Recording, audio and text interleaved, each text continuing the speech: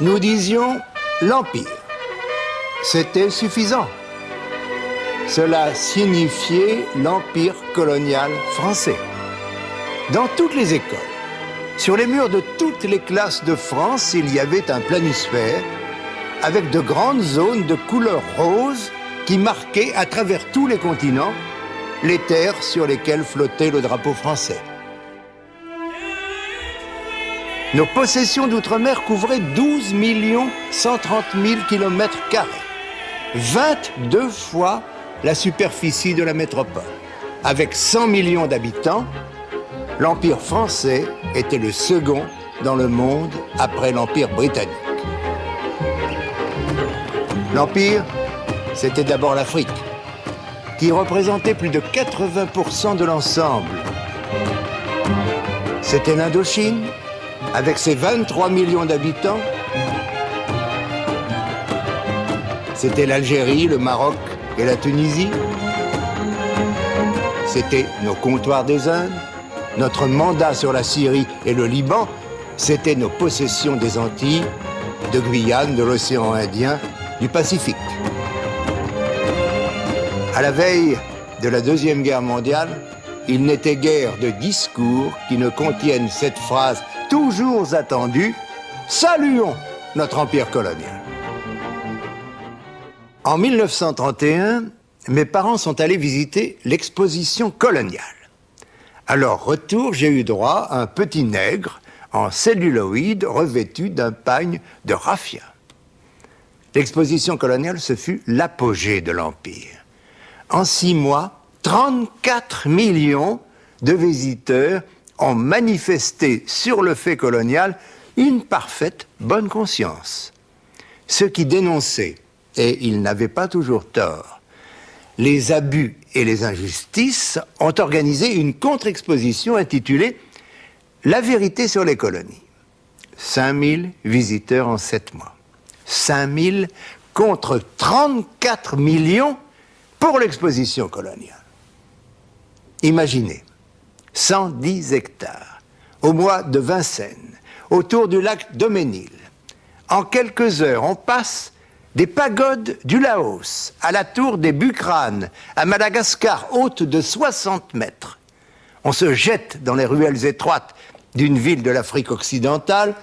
On admire la grande mosquée de Djenné, un minaret des Somalies, la porte de Bab al-Mansour à Meknes, un faré tahitien, un village fétichiste, les huttes démesurées du Togo et du Cameroun, un camp de Touaregs au Hogar, un souk algérien, une case kanak, un palais tunisien, et l'on se récrie pour finir devant la reconstitution fabuleuse et colossale, grandeur nature, du temple d'Angkor au Cambodge.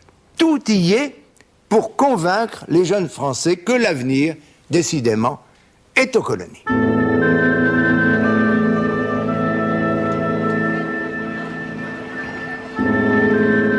Si je vous montre ces images de Jérusalem, tournées dans le premier tiers du siècle, c'est pour vous rappeler que l'aspiration des Français vers les terres lointaines ne date pas de l'exposition coloniale.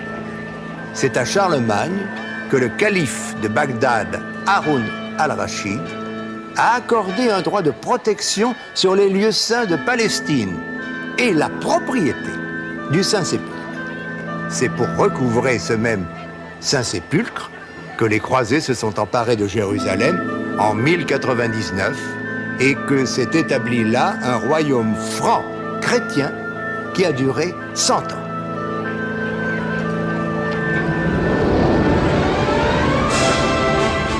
Et puis d'autres empires sont nés et sont morts. François Ier envoie Jacques Cartier au Canada. On fonde Saint-Louis du Sénégal sous Louis XIV qui acquiert la Louisiane. Louis XV voit naître l'Inde française. Charles X prend Alger. Napoléon III nous donne Saïgon. La Troisième République s'implante en Indochine, à Madagascar, en Afrique noire, en Tunisie et au Maroc. De Jérusalem à Tamanrasset, nous sommes libres de découvrir, ou non, une continuité. De cet empire, Voici des images qui datent du moment où le Maroc est devenu protectorat français. C'est le 30 mars 1912 que le sultan signe le traité qui met fin à des années d'affrontements locaux et d'intrigues internationales. Le sultan, commandeur des croyants, est souverain temporel et spirituel. Il signe les daïrs, c'est-à-dire les textes de loi, que préparent ses propres ministres. Mais la France est représentée auprès de lui par un résident général qui doit contresigner tous ces actes. Ce résident, c'est Lyoté. Il n'est pas au Maroc en maître. Il en respecte le peuple, la religion, les institutions. Même dans les zones qui restent hostiles, Lyoté s'impose par sa personnalité exceptionnelle et son mépris du danger.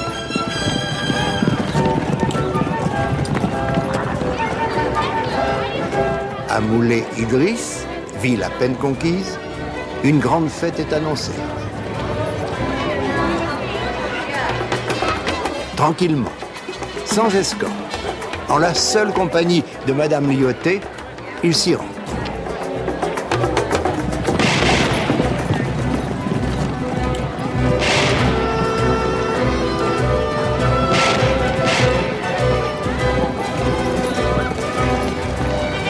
Avec le nouveau sultan, Moulay Youssef, dont la famille règne sur le Maroc depuis 1659, s'instaurent bientôt des rapports conflits. Ce qui va naître peu à peu, c'est le Maroc dont Lyoté répète que la France ne s'y trouve que pour faire accéder ce pays qu'il aime au monde moderne. Casablanca sera le grand port du nouveau Maroc. Rabat devient capitale, routes, chemins de fer, bâtiments publics, hôpitaux surgissent partout, l'économie délabrée est restaurée.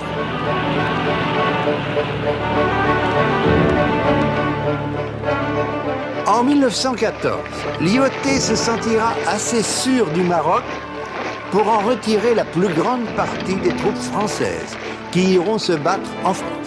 Les rejoindront bientôt 40 000 Marocains, les Goumiers et les fameux Tabors, qui se couvriront de gloire. On verra les Marocains sur la Marne, et côte à côte avec les Algériens, les soldats d'Afrique noire, les Indochinois, les Malgaches, les Somalis et les Kanaks dans toutes les offensives. L'Artois et la Champagne en 1915, la Somme en 1916, l'Aisne en 1917 et à Verdun et dans les combats de 1918.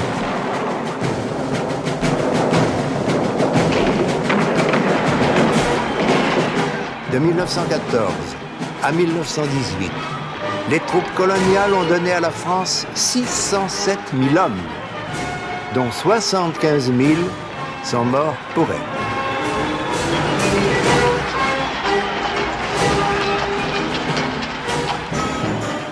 Le 20 juillet 1924, Lyoté, maréchal de France, inaugure en présence du pacha de Casablanca le monument élevé à la gloire des troupes indigènes et françaises du Maroc qui ont combattu côte à côte sur les champs de bataille.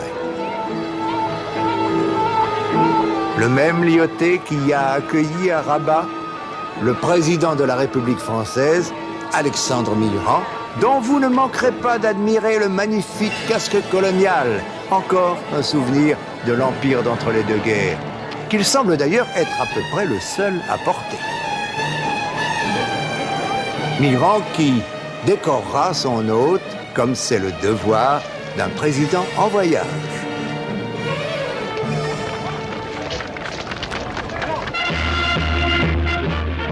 Un président est toujours suivi par un autre président. En 1930, c'est Gaston Doumergue qui visite le Maroc. Nous autres, nous l'appelions Gastounet. Cette fois, plus de casque colonial, mais l'habit et le haut de forme. C'était passé d'un extrême à l'autre.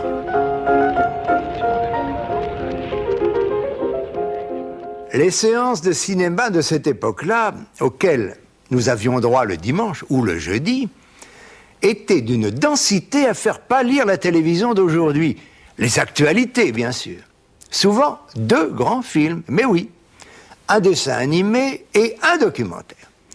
Alors nous, les enfants, les documentaires nous ennuyaient souvent. Mais quand le générique annonçait un film sur l'Afrique mystérieuse, on aimait beaucoup associer Afrique et mystère, alors là, nous étions sauvés. Pour la première fois, des paysages venaient donner un contour à une chronologie, jusque-là, pour nous, totalement abstraite. L'histoire de notre implantation sur le continent noir prenait corps sous nos yeux, dans l'ordre d'entrée en scène. On trouvait le Sénégal, dès 1669, l'Algérie, 1830, le Congo, 1881, et puis jusqu'en 1895, le Soudan français, la Guinée, la Côte d'Ivoire, le Dahomey, la côte des Somalies, et en 1895, c'était la création du gouvernement général de l'Afrique occidentale française, l'AOF. En 1904, la Mauritanie rejoignait ce grand ensemble, et en 1914, le Togo et le Cameroun.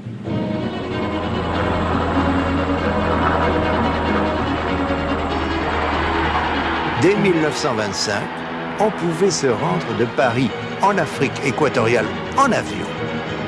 Merveilleux, parce que l'avion était encore si rare que lui aussi nous faisait rêver. Première étape, on survole la France, la Méditerranée, et nous voici déjà en Algérie.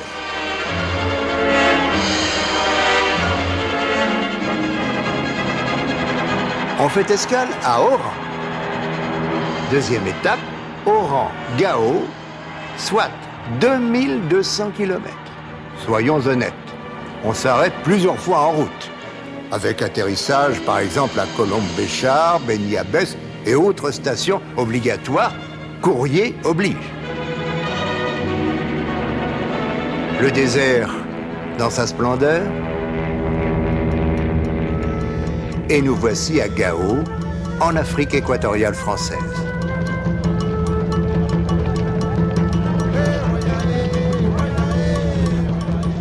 L'AEF, comme on disait, c'était le Gabon, le Congo, l'Oubangui et le Tchad.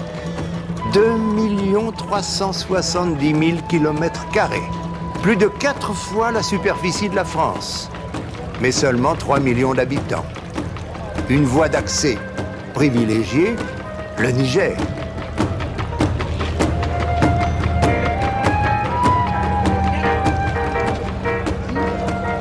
Nous les avons vus 100 fois, des scènes comme celle-ci. Comme c'était amusant, pour nous les enfants, la perplexité des indigènes devant la nouveauté d'un phonographe.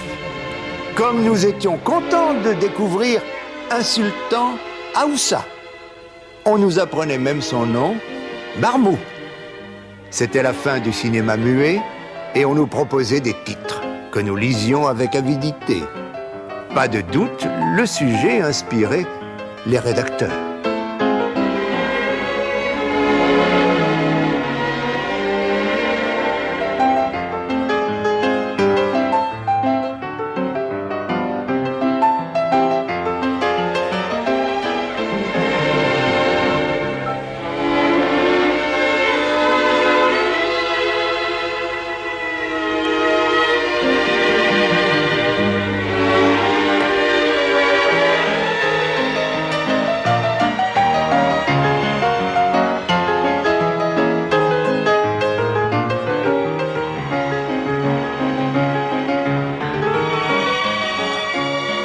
Par quel miracle les croisés sur la route de Jérusalem avaient pu déposer leurs armures en AEF, c'est ce qu'aucun d'entre nous ne se demandait. En fait, ce que privilégiaient ces fameux documentaires, c'était le pittoresque plutôt que l'exactitude. La vie d'un poste en AEF en 1925, convenons que nous regardions cela avec des yeux émerveillés, même s'ils sont aujourd'hui plutôt attendris. Le village, l'arrivée d'un représentant de l'autorité, son accueil empressé devant la caméra, et naturellement les danses en l'honneur des Français. les cadeaux qui entretenaient l'amitié.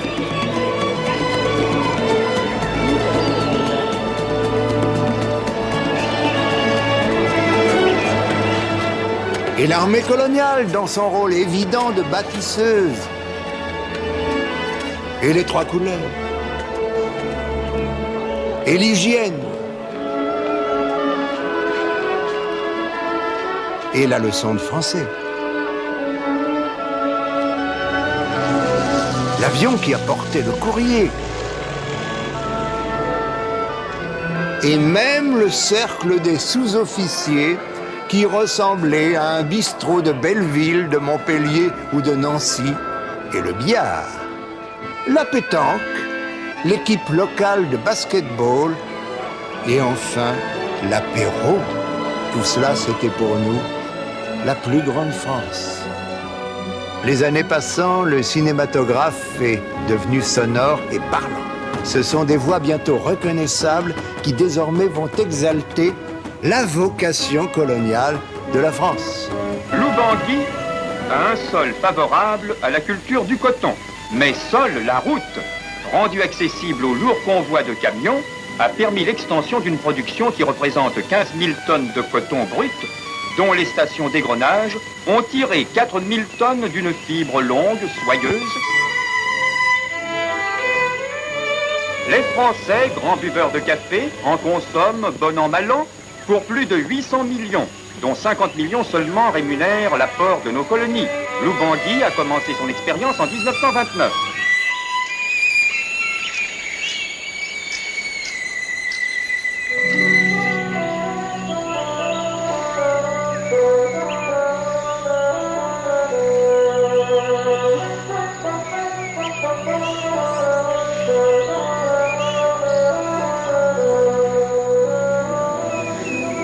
Les balles de coton venues du nord sont chargées sur un petit train qui, à travers la forêt, double le parcours fluvial interdit jusqu'à l'eau libre où un vapeur l'attend.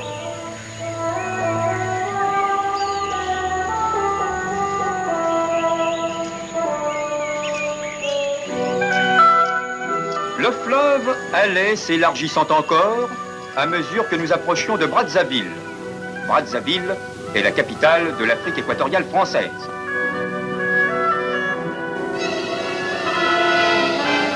Voici l'avion partant pour la France.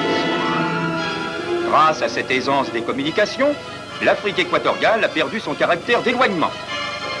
Ceux qui y travaillent n'y vivent plus en enfants perdus. Les entreprises n'ont plus un caractère d'aventure. La France a 5 jours. La vie dans la brousse, c'était l'occasion de mettre à l'honneur l'armée coloniale.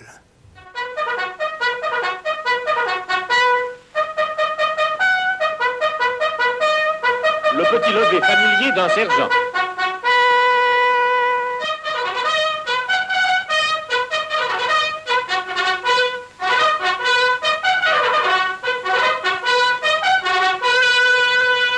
Après la cérémonie au drapeau, plus émouvante dans la solitude de la savane, à des milliers de kilomètres de la même patrie, le travail quotidien commence. L'abreuvoir a une énorme importance dans un pays où la valeur guerrière dépend de la monture. La boulangerie des officiers et sous-officiers.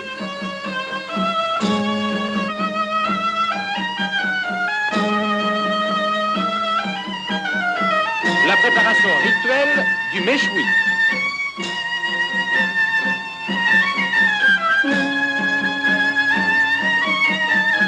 Quelle vie merveilleuse pour un Français de 20 à 25 ans. Au milieu de ces goumiers, ce jeune sergent engagé dans l'infanterie coloniale connaît aujourd'hui la joie d'être un chef et de servir la France tout en menant la vie seigneuriale du bled. Ainsi notre génération a-t-elle grandi dans le rêve colonial. Dire à un adolescent qu'il ne dépendait que de lui d'être un seigneur, c'était toucher juste à tout coup. Et on nous le répétait sans cesse. À Yaoundé, les indigènes se mettent en fête pour l'arrivée du grand chef de Guiglo. Nous sommes dans la tribu des Guérés.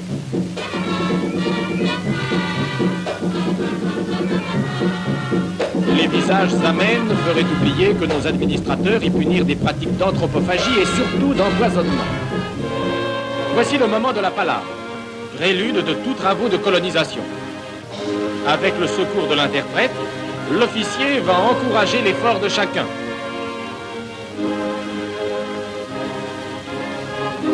On n'a plus fait de caoutchouc depuis 13 ans, dit le lieutenant. Il faut en refaire. La France en a besoin. Chaque kilo sera payé 30 francs. L'appel tombé de la bouche même du chef blanc sera suivi. Un divertissement de cour commence. Des danseurs.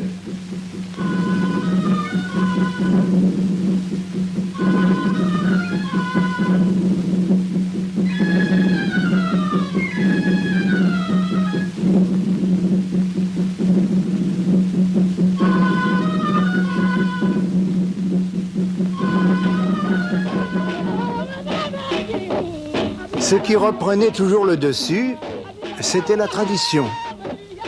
Nous avons du mal à admettre que ce soit des images tournées en 1945 qui aient inspiré le commentaire que Jean Cocteau dit lui-même et qui aurait pu être écrit au siècle dernier par nos premiers explorateurs si, en découvrant cette même région, ils avaient eu la chance de disposer du même style éblouissant.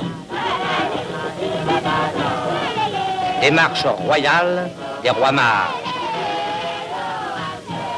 Cette femme qui tisse résume la noblesse de ses races profondes. Son bras est un miracle de beauté. Ne riez pas. Ceci est une mode férocement poussée au bout d'elle-même et de ce fait moins drôle que les crinolines, les hautes semelles, les corsets ou les manches à gigot.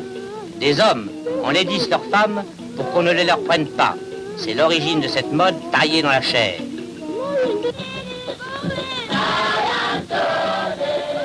La pêche ouvre ses ailes.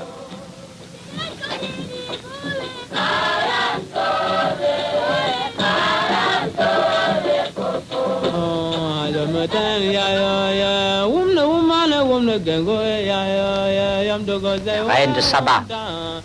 Ce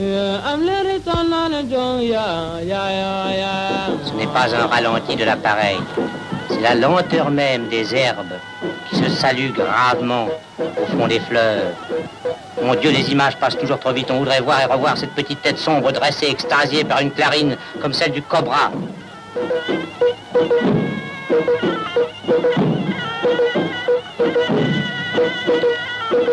Pensez bien que ces femmes solennelles existent, qu'elles vivent aujourd'hui en 1945, et non pas dans la perspective des siècles.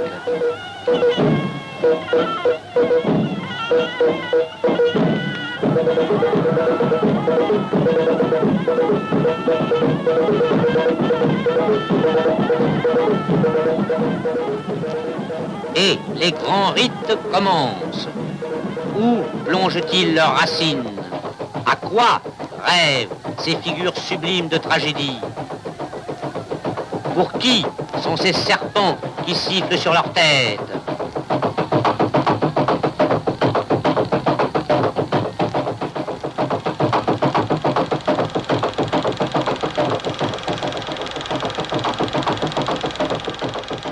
Pas de doute, l'Afrique avait la vedette sur les écrans de mon enfance.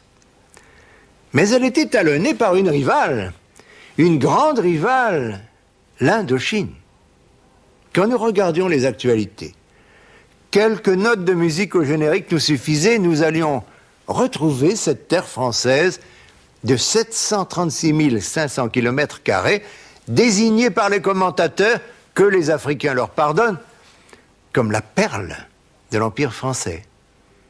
L'Indochine, c'était la colonie de Cochinchine avec Saïgon. C'était les protectorats d'Annam, du Tonkin, du Cambodge et du Laos. Le Vietnam?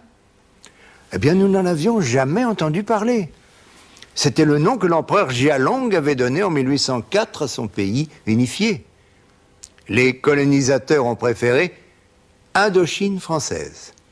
Je ne vous apprends rien en rappelant que l'appellation Vietnam l'emportera pas seulement l'appellation. Quand nous songions à l'éloignement de l'Indochine, là-bas, à l'extrémité de l'Asie du Sud-Est, quasiment au bout du monde, un mois de bateau, nous restions sans voix. Jusqu'au jour où, toujours au cinéma, nous avons appris que l'on pouvait également se rendre en Indochine en avion.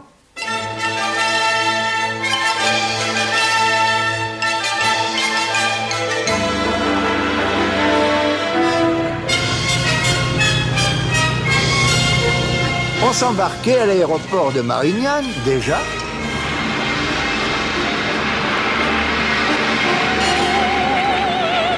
On dépassait la baie de Naples.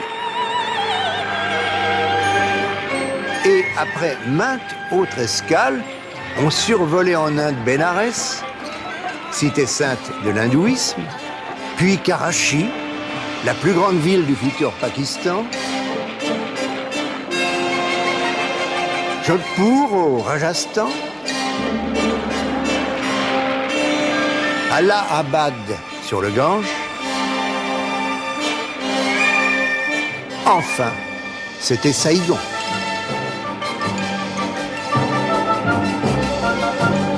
Saïgon est une ville moderne de plus de 100 000 habitants qui est française depuis 1859.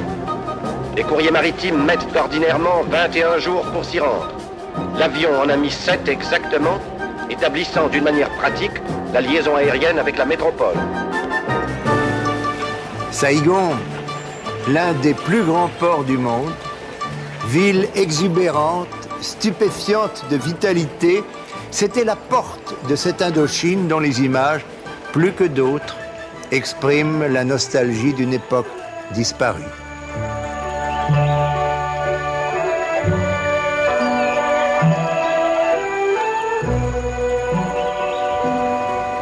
Une gare, un théâtre, une université, tout cela était dans le style de notre France, si lointaine. La cathédrale d'Hanovre ressemblait à une église de Picardie ou des Charentes. Le pont d'Oumer était marqué dans notre signature. Mais il y avait aussi ces images traditionnelles qui me font rêver aujourd'hui comme lorsque j'étais enfant. La pêche,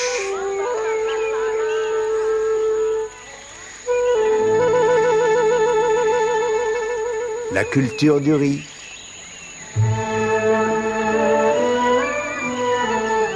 et puis, bien sûr, le caoutchouc. Et enfin, les hôpitaux, le fameux Institut Pasteur. Bien sûr, dès 1930, des troubles importants avaient éclaté. Mais on n'en parlait pas. D'ailleurs, tout était rentré dans l'ordre. Déjà, la variole est stoppée dans toute l'Indochine. Déjà aussi, on a recueilli sur place des produits spécifiques qui fournissent à des dispensaires anti-lépreux une arme efficace contre le terrible mal.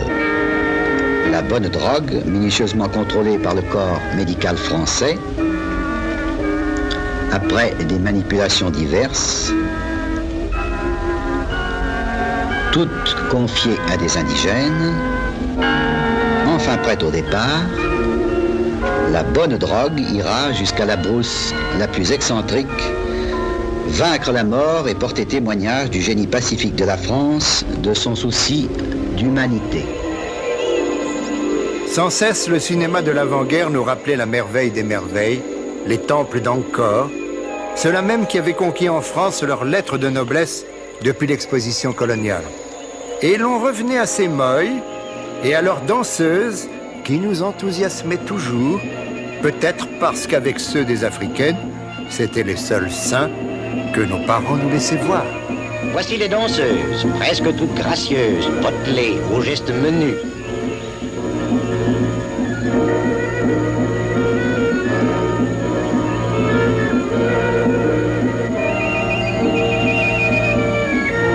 Pour les moïs, ces oreilles coquettes sont les plus belles du monde.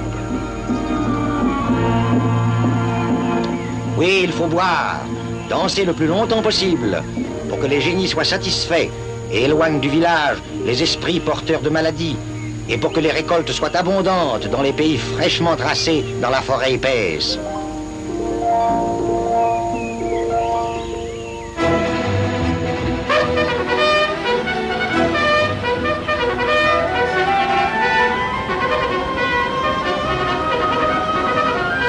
Nous savions bien que l'Empire n'aurait pas existé sans notre marine.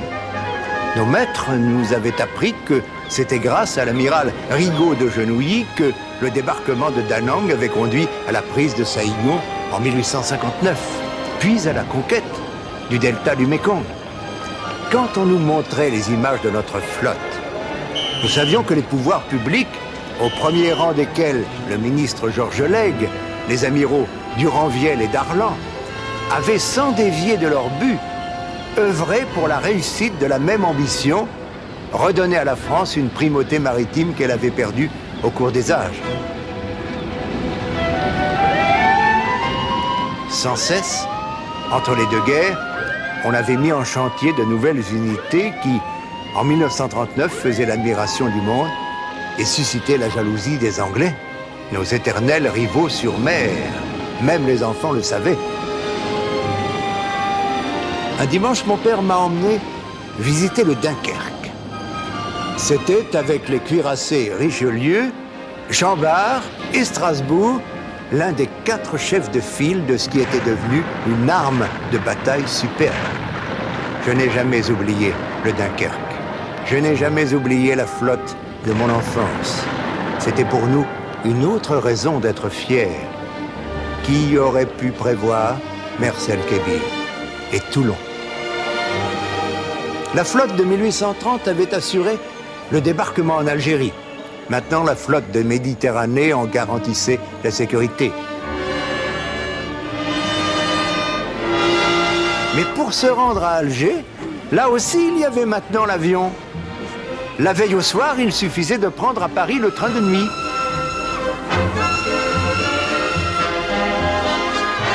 Il est 8h55 et déjà l'autocar nous emporte vers Marignane où nous attend le bel hydravion Lior et Olivier qui chaque jour fait cette jolie traversée. On croirait voir ici une caravane de touristes qui s'embarquent sur un bateau pour le tour du lac de Genève. Personne n'a la sensation d'aller bien loin. C'est maintenant la mise à l'eau.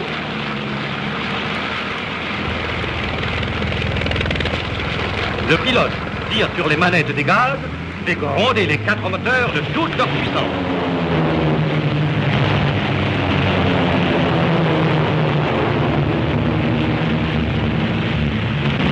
Avant d'abandonner le continent, admirons Marseille, porte de l'Orient et de l'Afrique. Et puis, nous filons plein sud, et c'est la haute mer. Mais pouvons-nous vraiment dire que nous survolons la pleine mer alors que nous avons la paisible impression de nous trouver à bord d'un bac qui porte sa charge d'une rive à l'autre? Une escale d'une demi-heure est prévue. Le chef d'aéroplace lit son courrier, un manœuvre pompe l'essence, et le mécanicien vérifie ses moteurs en contrôlant les compressions par un mouvement de l'hélice. Et nous repartons. L'avion, l'histoire d'aujourd'hui, fait un virage pour saluer le passé. L'aviation perpétue ainsi les nobles traditions maritimes. Et déjà, avant même d'apercevoir la côte, nous savons par les services radio que nous approchons de notre but. Enfin, voici Alger.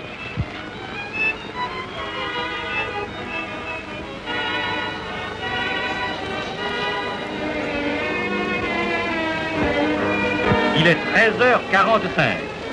Il y a 5 heures à peine, nous étions encore à Marseille. Pour nous, Alger, ce n'était pas autre chose que Marseille ou Bordeaux. C'était le second port français. On disait Alger la Blanche et nous rêvions d'y aller un jour. Un jour de 14 juillet, par exemple.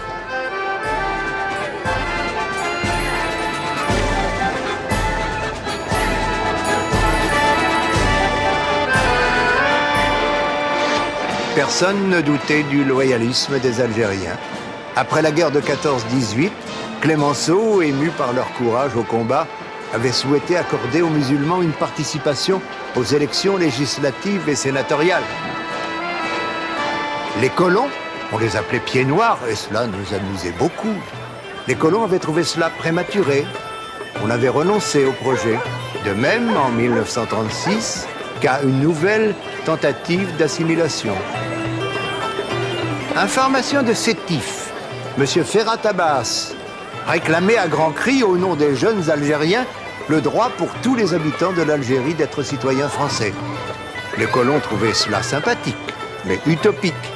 Ils voulaient ignorer qu'un certain Messaliadj avait dès 1924 préconisé l'indépendance de l'Algérie et que les oulémas, depuis 1930, poussaient ouvertement au rétablissement des valeurs traditionnelles de l'islam.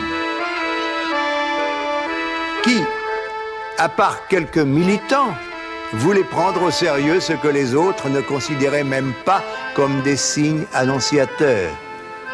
La paix régnait en Algérie, l'harmonie se manifestait chaque jour entre les communautés.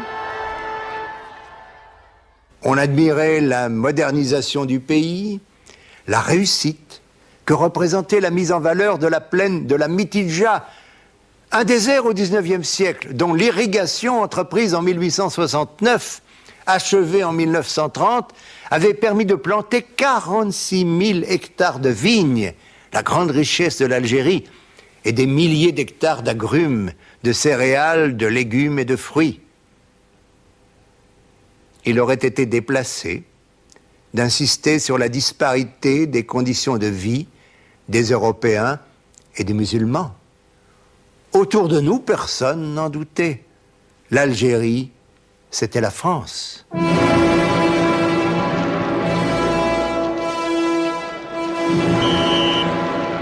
Et l'on sentait venir la guerre. Et là, comme ailleurs, on s'y préparait.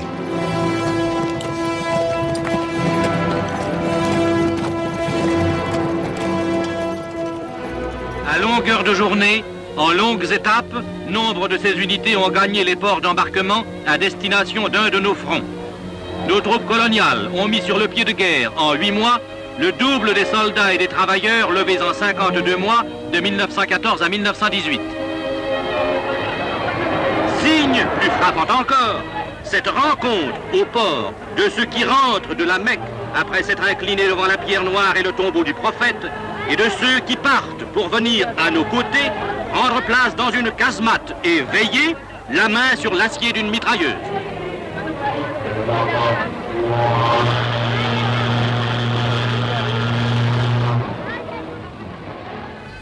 Sous des latitudes différentes, on retrouve ces mêmes visages, cette même confiance.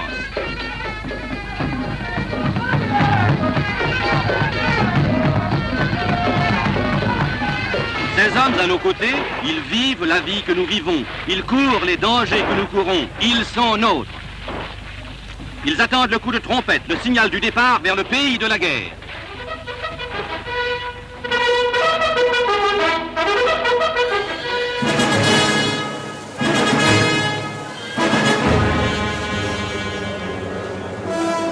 Hélas, lors du déferlement des armées d'Hitler en mai 1940, les Africains, les Maghrébins comme les autres, allaient payer le prix de la défaite et connaître la captivité sous un ciel qui leur ferait regretter davantage encore le leur.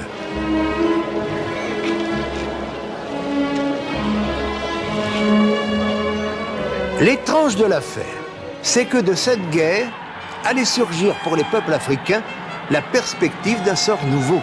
En 1940, le général de Gaulle confiait l'AEF au gouverneur général Eboué, un noir. Et en janvier 1944, le même de Gaulle, à Brazzaville, allait définir une nouvelle politique coloniale, développement de l'enseignement et de l'hygiène, suppression du travail forcé, accès à l'industrialisation, africanisation de l'administration et, à terme, autonomie des territoires qui devaient se doter d'assemblées chargées de leur gestion. À Brazzaville, une page capitale de l'histoire des rapports de la France avec ses colonies a été tournée. Ce que nous savions bien par les radios que nous écoutions inlassablement, c'est que depuis novembre 1942, grâce à l'armée d'Afrique, la France était rentrée dans la guerre. Après la campagne de Tunisie dans laquelle nos soldats se sont jetés passionnément, ils se sont embarqués à Bizerte. au moment où ils ont débarqué à Naples. Leurs effectifs avaient été portés à 330 000 hommes et 235 000 indigènes avaient été incorporés dans ce qui allait devenir la première armée française. Alors s'est engagée avec le général Juin la glorieuse campagne d'Italie. Les Africains, Européens et musulmans ont été de tous les combats qui ont parachevé la libération de la France. Ils ont débarqué en Corse, aussi bien qu'en Provence. Avant de rendre les Vosges et l'Alsace à la liberté, ils seront follement acclamés dans Marseille, redevenus libres.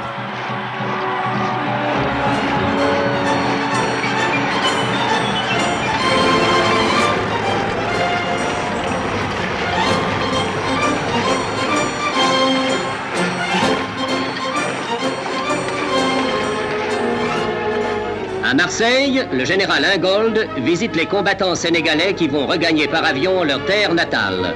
Un viatique sous forme de colis individuel est offert par la générale à chacun des rapatriés. La France n'oublie pas la part prépondérante qu'ont pris ses soldats d'élite aux campagnes décisives.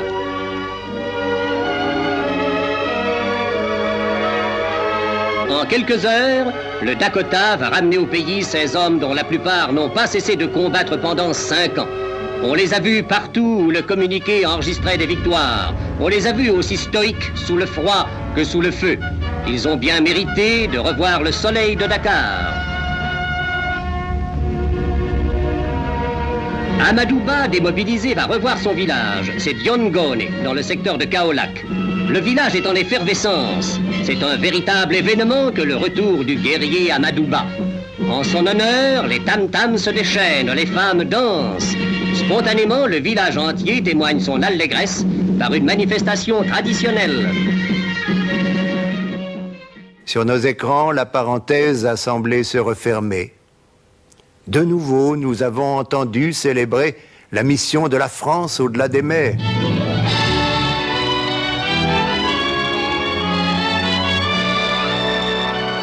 À Dakar, l'école de médecine et de pharmacie forme le personnel nécessaire au fonctionnement de ce service. Des professeurs agrégés du corps de santé colonial assurent l'enseignement que reçoivent plus de 200 élèves vivant sous le régime de l'internat et de la bourse complète. À l'hôpital, on soigne les malades avec dévouement.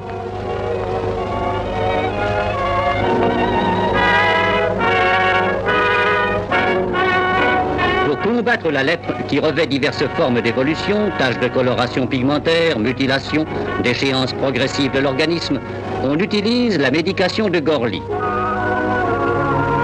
Mais si nul traitement n'a encore pu terrasser le bacille de Hansen, la marche du mal se trouve néanmoins considérablement retardée et les souffrances atténuées. La défense contre la lèpre nécessite l'isolement des malades. Groupés dans des villages que régissent des règles d'hygiène très strictes, les lépreux mènent une existence familiale et sociale qui ne les retranche plus du monde.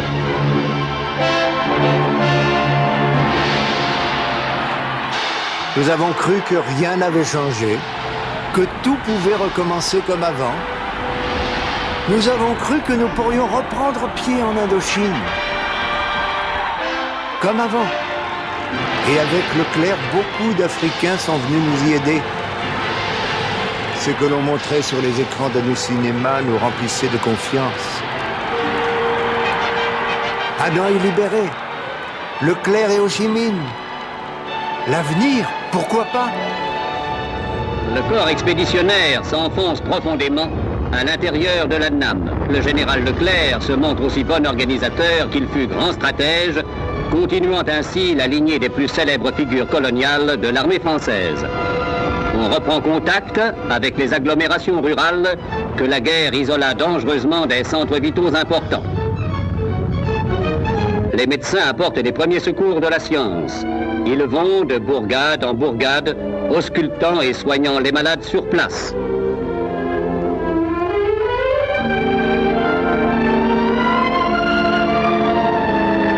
L'organisation du secours à la population civile vient également distribuer du ravitaillement. Chacun reçoit sa ration de poissons séchés, de riz, de sucre et de sel. Les autorités françaises s'efforcent de résoudre dans les plus brefs délais le grave problème que pose la situation sanitaire et alimentaire de l'Indochine. L'Institut Pasteur, fidèle à sa mission.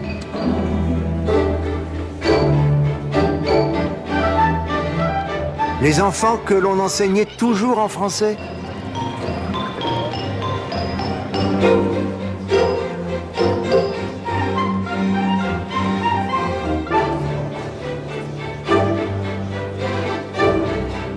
Les scientifiques que l'on formait pour demain.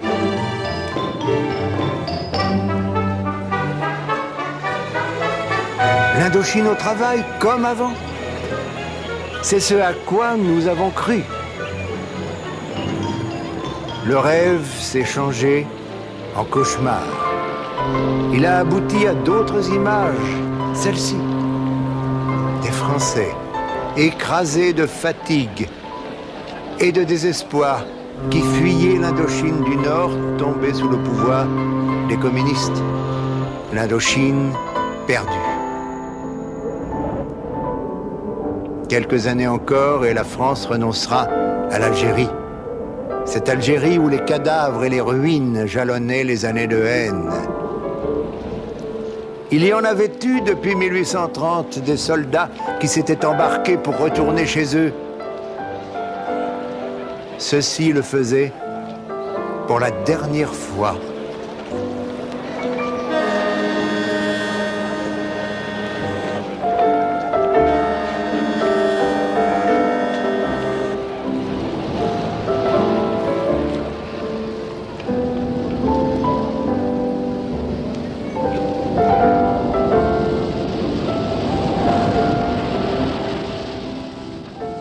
L'Indochine d'abord, l'Algérie ensuite, c'était beaucoup.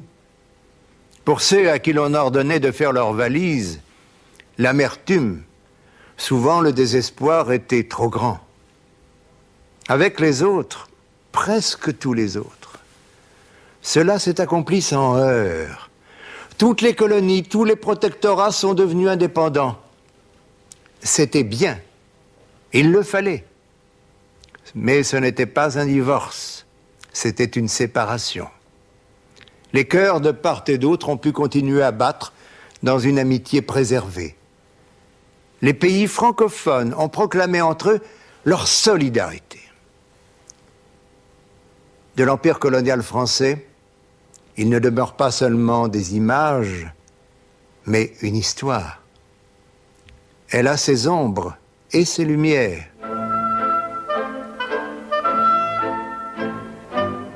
Il reste aussi des souvenirs, tant de souvenirs. Même ceux qui ont voulu le plus farouchement couper les amarres ne parviennent pas à les effacer. Il y a bien longtemps, les provinces qui avaient constitué l'Empire romain accédèrent elles aussi à l'indépendance. Ces provinces-là dont nous sommes, nous Français, n'ont jamais oublié Rome.